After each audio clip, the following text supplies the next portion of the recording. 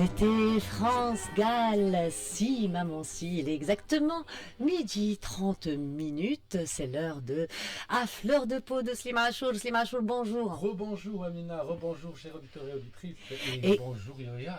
Bonjour Malabé, bonjour. Alors aujourd'hui on a le plaisir de recevoir Yoya. Yoya, vous avez fait des études aux Beaux-Arts de Tunis, suivi bien sûr, couronné comme on dit, d'un master en histoire de l'art et depuis vous consacrez à la vie associative, culturelle et Absolument, oui.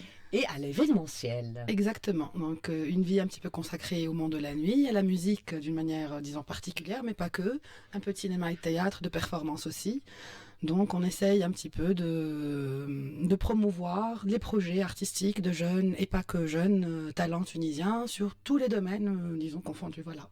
Et là, vous arrivez avec un nouveau projet qui s'appelle Focus. Focus, Voilà. D'accord. Donc Slim nous a fait l'honneur, d'assister avec nous il y a 2 jours sur la première édition, qui était autour de la guitare, Focus Guitare, voilà. Exactement. J'ai envie de poser une question. La place de la guitare dans Focus Guitare cette fois-ci, c'était quoi? Alors, disons que le choix de la guitare était un choix assez, disons, visé, parce que c'est un instrument qui est assez, voilà, exactement, et assez accessible aussi. Donc, presque tous les musiciens, même s'ils passent par autre, ils commencent soit par le piano, soit par la guitare. Donc, c'est des formations, disons, initiales. Musicaux avec quoi il commence, et le choix il était très très clair, puisque le projet de Focus était de toucher les 3 générations.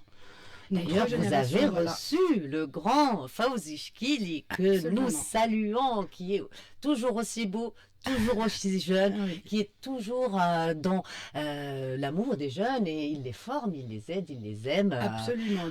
Oui. C'est l'artiste parfait, Fawzi C'était Chkili. un grand honneur de l'avoir parmi nous. L'énergie qu'il a diffusée un petit peu, que ce soit au niveau de la masterclass, au niveau des interviews, et même au niveau du concert, vraiment. C'était très émouvant, oui. Il y avait des films aussi qui étaient excellents. Ah oui, moi je suis fan des films. Moi aussi, la vérité, oui, absolument. Une carrière extraordinaire, internationale, des compositions, des films, des concerts, bref, voilà, salut à lui aussi. Voilà. Il m'a dégélé un jeune de 20 ans qui est un prodigue, quoi, qui est excellent. Grâce à son papa peut-être un peu. Oui, disons qu'il a grandi pendant toute sa vie dans une famille de musiciens, donc voilà. Autour de Zanzana. Donc le papa était plus rebelle que le fils, parce que le papa c'était du heavy metal. Disons que la nouvelle génération, elle est rebelle, mais à sa manière. Nous, on était un petit peu notre génération, celle Destroy. Voilà, Nous, on était plus révoltés un petit peu. Eux, ils sont, voilà, exactement. Eux, ils sont un petit peu plus, disons, disjonctés, mais à l'intérieur, je pense. Avec le jazz et tout. Bravo à cette nouvelle génération aussi. Donc oui, c'était une très très belle expérience pour une première. Donc c'était une sorte de pilote. J'espère qu'il y aurait de la continuité autour d'autres instruments, mais pas que. Donc oui. Ça sera autour de la basse. On va profiter de la présence du grand Slim Abida pour la sortie de son album. Il sera en Tunisie, donc il y aura un concert le 2 mai autour de son nouveau projet. Ensuite, on va essayer d'entamer le 6 mai une nouvelle aventure Focus à travers 3 générations, avec Adel Azouz, Slim Abida et bien sûr le petit grand prodige de production et de basse Emin Saadoni, auquel je le salue et je le remercie, parce qu'il m'a vraiment encouragé d'un côté et aidé aussi au niveau de la programmation artistique, au niveau aussi de la technique du projet Focus. Donc on peut considérer Emin comme un membre, disons, co-fondateur de Focus. Voilà. Alors cette idée, d'où est-elle venue? Elle est venue quelque part d'une demande. La nature déteste le vide, donc il fallait faire ça. Voilà. C'était il fallait que quelqu'un C'était dans une certaine dynamique, exactement. Donc déjà, on manque de documentation par rapport aux espaces, disons, alternatifs ou underground, qui ont marqué l'histoire un petit peu de l'événementiel et de la musique et de l'art en Tunisie. Donc, à un certain moment, on a pris les choses en main et on s'est dit qu'il faut commencer à documenter officiellement à travers des événements ou des mini-festivals aussi, pourquoi pas, Inch'Allah, prochainement. Donc, ce qui se passe un petit peu, et le cursus de ces artistes, et la reconversion qu'ils ont eue. D'ailleurs, le mot reconversion était un mot principal et culminant au niveau de notre projet Focus et de la masterclass. Et d'ailleurs, pendant les masterclass, il y a un débat. Exactement. Donc, Focus, il se passe sur il est réparti sur 3 parties. La première, c'est une interview où Slim était avec nous, donc il a interviewé un petit peu les trois participants, les trois artistes. Aussi, il a interviewé les jeunes qui ont participé à la masterclass. Il leur a posé quelques questions par rapport à leur intérêt au projet et à l'instrument. Et après la masterclass, bien sûr, il y a la partie technique de la masterclass qui a été animée par Amin Sardoun. Ils ont décortiqué quelques morceaux, ils ont parlé un petit peu des tricks qui pourraient aider ces jeunes artistes un petit peu à évoluer rapidement. Donc, peut-être un peu de relationnel, de carnet d'adresses aussi. Absolument aussi. Et la dernière partie qui était pour moi le couronnement de cette journée, c'est le concert qui était dans une émotion et dans une énergie juste magnifique. Avoir déjà 3 générations, donc d'avoir devant soi le grand Fawzi Chkili, Hedi Fayem et Mahdi Jalel en train de, disons, échanger musicalement. Entre les 70 ans et les 20 ans, et en même temps, on les sent en osmose, en phase. Oui, c'est ça l'effet de la... Je pense que c'est ça le langage universel de la musique. Il était carrément à 100% présent sur scène, voilà. Et il ne faut pas oublier que Fawzi Chkili a marqué les années 80, 70-80. 90, 2000, 2010, absolument, mais sinon, voilà, il représente cette génération. Hedi Fahim, il représente la génération 90-2000, voilà, notre génération. Et bien sûr, Mahdi, il représente la génération des années 2020. Donc la nouvelle génération. Ça ne nous rajeunit pas. Ça nous rajeunit pas. Moi, j'ai envie de poser ce conflit de génération, sans dire le conflit, qui était assez constructif, disons. Est-ce qu'il y aura toujours ça dans Focus Disons qu'on veut se focaliser sur ça. Indépendamment s'il existe ou pas, on sait parfaitement qu'il y a toujours, disons, des petits clashs, comme on dit, d'appartenance ou de vision ou de style aussi, pourquoi pas. Mais à travers Focus, on insiste pour avoir une harmonie, une certaine harmonie, une complicité. Même s'il y a, disons, une confrontation directe ou indirecte, il faut aboutir à quelque chose de constructif. Exactement. Donc il faut que chaque génération profite du cursus de ceux qui sont venus avant, mais aussi qu'ils construisent leur identité et leur musique. Exactement, Amina, oui. Et ce qui est bien, c'est que Mahdi Jalel a été toujours influencé par Hedi Fayem, et Hedi Fayem, pour lui, son grand, disons... coup de cœur, c'est Fawzi Chkili. Donc on a eu vraiment 3 successions de mentors au niveau de la guitare. De toute façon, rebelle un jour, rebelle toujours. Donc qu'ils aient 70 ans, 90 ans, 20 ans, c'est la même chose, j'ai l'impression. Oui, absolument. Et on a eu l'occasion aussi avec Slim de découvrir un petit peu leur attachement aux 3 projets, aux 3, disons, groupes ou projets qui ont marqué un petit peu leur ascension musicale et artistique. Donc Fawzi Chkili nous a parlé des Dalton qui ont marqué vraiment les années 70-80. Ils ont joué un petit peu partout avec les plus grands, au Hilton auparavant, donc le grand Hilton auparavant. C'était une scène qui a été marquée aussi au Routard. Donc internationalement, si on voulait écouter au niveau du Nord-Afrique une bonne musique jazz, on avait la grande référence d'avoir les Dalton avec Fawzi Chkili. Au Hilton, c'est les années 70-80, je pense. Dagada, voilà les Dalton. Et sinon, avec Hedi, les Aitma, les incontournables Aitma, donc c'est vraiment un projet qui a persisté pendant une dizaine d'années, qui a joué un petit peu partout, qui nous a marqué, qui nous a fait découvrir un petit peu les nouvelles fusions, jazz, mais pas que, un peu rock, un peu pop aussi, donc c'était vraiment très accessible. Des petits temps orientaux aussi, tunisiens, pardon. Aussi, absolument, oui. Et les dernières découvertes, disons, je suis très fière et je suis très très contente de partager quelques moments avec eux, c'est les Groove Alert avec Mahdi Jalel à la guitare, Amin Sardouni basse, Béchir Jlassi qui était parmi nous à la rythmique aussi pour Focus, et bien sûr le prodige Mahdi Gafsaya le plus jeune. Donc voilà, c'est vraiment, pour moi, c'est le futur de la musique jazz, fusion, contamination, je ne sais pas comment on peut l'appeler, mais c'est une musique assez ouverte, un petit peu à plusieurs sonorités. Et alors vous avez convaincu, ça va vous voir ça se voit que vous avez fait de la com, de l'événementiel. Oui. J'ai de très très beaux souvenirs avec la radio. Ça fait une dizaine d'années que j'ai pas, disons, je me suis pas trouvée dans un studio, mais j'ai fait quelques petites, disons, expériences. C'est sympa. Radio, oui, c'est génial. C'est comme une, je me permets le mot, c'est comme une drogue, la radio. Oui, autant absolument. La télé, on peut On peut s'en passer. On peut s'en passer, Oui, mais oui. quand on a le Je me sens plus à l'aise avec un micro que devant une caméra, donc voilà, c'est inhibiteur un petit peu. Ah, le fait maintenant, de on est savoir- filmé. On est filmé et cette interview passera sur Faut pas le YouTube. dire, faut pas le dire. Mais par contre, moi, je voudrais bien que vous me parliez de Under the World. D'accord. Alors, Under the Wall, c'est une idée qui est venue pour, disons, adopter les plusieurs projets qu'on est en train de faire depuis quelques mois. Donc, d'un côté, on a un focus, d'un autre côté, on a un autre projet qui s'appelle Recette aussi. Recette, ça lie d'autres disciplines un petit peu, donc c'est plus culinaire et mixologie et musique.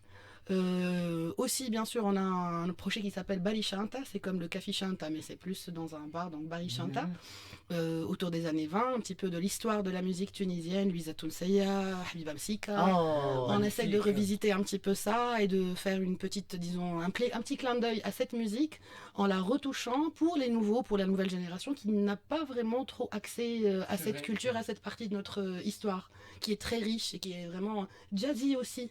Donc il y a beaucoup de jazz dans notre musique des années 30, 20, 40 tunisienne. Il y a vraiment beaucoup une approche assez jazz, voilà. Ah, d'ailleurs, ça me permet, hein, rien à voir, un peu, hein, pour ceux qui s'intéressent justement à Habiba Msika et toute Oui. cette période-là. Il y a un très beau petit musée à Sidi Bou Saïd, à la maison du Baron d'Erlanger, qui est devenu le Centre national de musique méditerranéenne. Et au premier étage, on peut le visiter. Je crois même que c'est gratuit. Il y a les vieux instruments, les vieux pianos, Ah, c'est les génial. vieux... Ouais, les habits, les Oui. disques. Donc c'est magnifique et c'est vrai qu'on ne visite pas trop ce lieu. Oui. Il faudrait. Hein. Oui. Il faudrait, disons, amener, c'est mon point de vue, les jeunes ne sont pas encore, disons, en contact direct ou bien ils n'ont pas encore envie, ils ne sont pas encore, disons, touchés directement par ce genre d'endroit. Donc, ce que je proposerais peut-être, c'est de faire le contraire, de ramener cette culture, de ramener cette époque à travers les accessoires, à travers la musique, les vinyles, etc. Et d'aller dans des espaces plus proches et à proximité de ces jeunes-là. Peut-être pour un premier approche, ça serait de cette manière-là. Ensuite, l'intérêt, les portraits aussi à développer des projets ou à visiter des musées. Donc, Alors, Under the World est-ce que va un peu Under the World toucher le cinéma, le théâtre? oui. Alors, les Under autres the Wall, arts, il faudrait bien dire que Under the Wall, c'est une traduction de Tahta Sour. Oui. Donc, quand on parle Je de mets un Tahta Sour, je mets un Tahta Tahta Sour, Sour. voilà. Voilà, c'est un petit clin d'œil aussi à cette époque qui, pour moi, en fait, tous les projets, je ne sais pas si vous avez, disons, senti que ça tourne autour d'une liaison et entre d'une passé, transmission. voilà. C'est une Under the Wall, que ce soit Tahta Sour, que ce soit les petits projets c'est vraiment un discours de transmission et de reconversion. Transmission d'un savoir, transmission d'une génération à une autre, d'un amour, d'une passion envers l'art et la culture, et reconversion aussi de prendre un espace qui n'est pas apte à avoir une connotation intellectuelle ou culturelle ou artistique et disons, de le contaminer, de l'imprimer avec cet amour et cet dévouement envers le spectacle en général, dans tous ses états, et reconvertir un petit peu cette énergie, de sortir de la partie commerciale, donc de le dénuder un petit peu du commercial qu'il a, et d'y mettre un petit peu d'amour, de passion. Alors, pour l'art. le Voilà. prochain rendez-vous focus, ça sera quand et ça sera où et Alors, ça sera avec qui? Qu'on ne Alors, rate le pas. prochain, on va viser la basse. C'était la guitare, maintenant c'est autour de la basse. Et ça sera au Muret. Et ça sera le 6 mai. On va profiter de la présence de Slim Arbida qui sera parmi nous pour la sortie de son nouvel album. Donc ça sera autour de la basse avec Slim Arbida, Adel Azouz, si confirmation. Et bien sûr, Emin Saadouni, une personne très active. J'aurais bien aimé qu'il soit avec nous aujourd'hui, mais malheureusement pour des engagements, il n'a pas pu y être. Mais vraiment, c'est une petite boule d'énergie. Il est partout, il fait de la prod, il produit des jeunes artistes aussi. Il fait un petit peu de tout. Il a son propre projet, il écrit de la musique. Et voilà. Donc le 6 mai prochain, donc c'est oui. un mardi si je me trompe pas. Exactement. À quelle heure? Alors, les interviews et les masterclass à partir de 15h, disons entre 15h et 16h, tout dépend Très de la bien que ce présence. soit tôt, ça c'est très Oui, bien. oui, on a une panoramique, on va essayer avec Slim de profiter un petit peu du soleil et de la présence un petit peu de la lumière de jour. Jusqu'à 18h, 18h30, on sera entre masterclass et les interviews. Et c'est gratuit. Et c'est gratuit, toujours. Donc l'accès est gratuit, sous réservation, et pour les masterclass, puisque c'est un nombre limité, il faudrait s'inscrire à l'avance. On ne peut pas recevoir plus que 15 à 20 personnes au grand maximum pour que le C'est pas discours, mal voilà. déjà, hein, c'est Oui, pas oui, mal. absolument. Et pour le concert, donc ça sera le soir à partir de 20h. Il y aurait les 3 prodiges de la basse, avec un mini-concert. Et ensuite, on ouvrira le jam pour ceux qui veulent participer, les jeunes qui veulent vraiment avoir l'honneur de monter sur scène avec ces grands, les grands bassistes des 3 générations en Tunisie. Donc voilà. Donc on va dire le mardi 6 mai à partir de 15 h et c'est gratuit. Amateurs de la basse, amateurs de musique, c'est gratuit. Donc moi j'adore les projets gratuits parce que ça permet, voilà. C'est essentiel. En fait, c'est ça le fait que... Et sans vraie inscription non plus, sans que ce soit de faciliter l'approche à ce genre de projet, de ne pas les rendre... Parce que quand on dit masterclass, ça fait un petit peu peur, même carrément. Ils se sentent un petit peu... Il y a une sorte de timide, bizarrement. Oui, les petits jeunes. Ils sont assez particuliers, une génération assez particulière. Oui. Et le plus important, Amina et Slim, ce que je voulais dire, c'est que l'approche de tout cet effort qu'on est en train de faire, donc intragénérationnel, que ce soit l'effort fait par les artistes que je remercie, par l'organisation, les lieux aussi qui nous permettent de faire des projets non lucratifs dans des endroits commerciaux. Donc c'est une nouvelle approche. C'est pour dire que il suffit de faire un effort, de se regrouper autour d'une cause, une bonne cause culturelle, intellectuelle ou musicale ou artistique, pour reconvertir un espace et de sortir de cette version un petit peu de consommation vide. Oui. Voilà, la consommation vide, de sortir manger quelque chose ou boire quelque chose sans pour autant rentrer avec un certain ressenti ou une émotion nouvelle. Donc de faire ce rapprochement entre le contenu culturel, artistique et aussi les sorties et les espaces un petit peu plus privés, voilà, mais c'était le cas. Je veux dire, Nirvana jouait dans des endroits commerciaux, les grands espaces, même en Tunisie, où se réunissaient les jazzman, etc., à Tabarka et ailleurs, à Sousse, à Tunis aussi, souvent étaient des hôtels, des choses comme absolument. Ça. Et ça crée quand même une certaine dynamique. Certaine dynamique. Écoutez, merci beaucoup d'être venu nous apprendre cette belle nouvelle. C'est un plaisir, d'accepter votre invitation. Voilà. Écoutez, et on n'hésitera pas à inviter nos musiciens qui sont souvent à l'étranger, donc qui sont dans l'international, c'est toujours très intéressant. On va essayer de les savoir. Et donc, le spectacle à ne pas rater, ça sera masterclass, etc.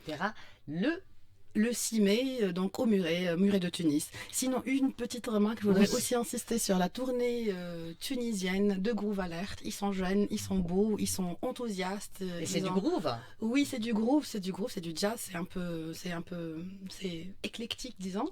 Voilà, ça touche un petit peu à plusieurs styles. Ils sont en tournée en ce moment. En tournée nationale, donc on a essayé de toucher plusieurs villes de Tunisie, Tunis, Sfax et Sousse.